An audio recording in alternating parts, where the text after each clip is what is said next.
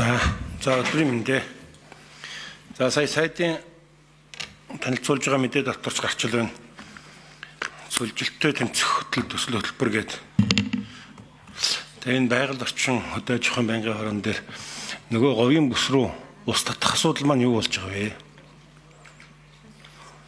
Үндсэндээ улс орны эдийн засгийн ачааны хүндий говийн бүс үүрээлэдэг, эргээд энэ уур амьсгалын өөрчлөлт энэ сүлжилтэнд хамгийн их өртөөлөдөг.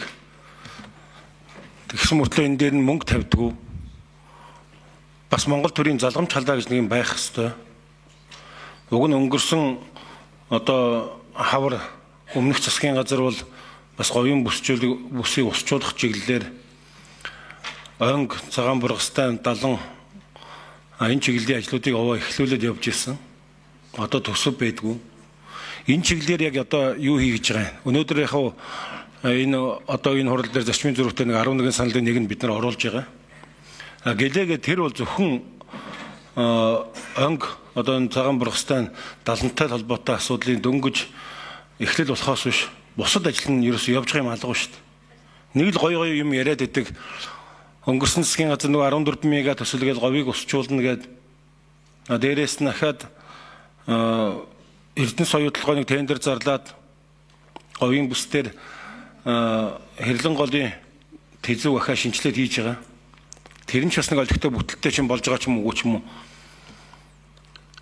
Тэгээ говийг усчуулах нэгжгээд байгуулсан. Говийг усчуулах нэгжийг байгуулж исэн байгуулад овоо явж исэн сүүлдээ тэр төсөн мөнгөний цалингийн хөтлөхгүй байгаа бол тухай тэрийг удирдах исэн бүрлээчин түрүү нөгөө цөлжилтийн төсвөөгээд манай мөнх хойсгодон гишүүний ярьсан юм дээр ярьж ирсэн шүү дээ. Одоо энэ чиглэлээр одоо тэгээ та бүхэн энд бид нар яриад нэмж хийгдэж байгаа ажлууд байна уу? Хэн хариулах вэ? Байгаль орчны яамнаас уу?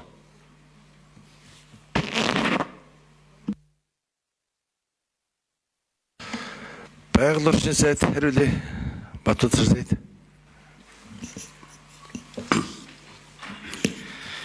За говийн бүсийг усчуулах асуудлаар төсөвдөр мөнгөнүүд тавигдаагүй алдагдсан. Саналуудыг бол явуулсан. Тэгээд бид нар одоо яг үүндээ төсвийн дутагдлаас шалтгаалаад энэ асуудал дээр нэгдсэн төсвөс мөнгө байхгүй боловч гадны одоо төсөл хөтөлбөр дээрээс нь COP17 үүнтэй холбоотойгоор нэлээд бэлтгэл хангаж ажиллаж байгаа зүйлүүд байгаа. Зарим нэг амлалт, зарим нэг эхний санамж бичгүүдийг бол гадны байгууллагуудтай хийсэн зүйл байгаа. Их хурлын гишүүд бас энэ төсөв дээр энэ говийн усчуулалтын тэр төсөв мөнгө тэзүү зохион байгуулах бусад зүйлүүд дээр нь мөнгө тавьяагаа хамтарч ажиллаж байгаа зүйлүүд бас байж байгаа. Тэгэхээр энэ чиглэл рүү бол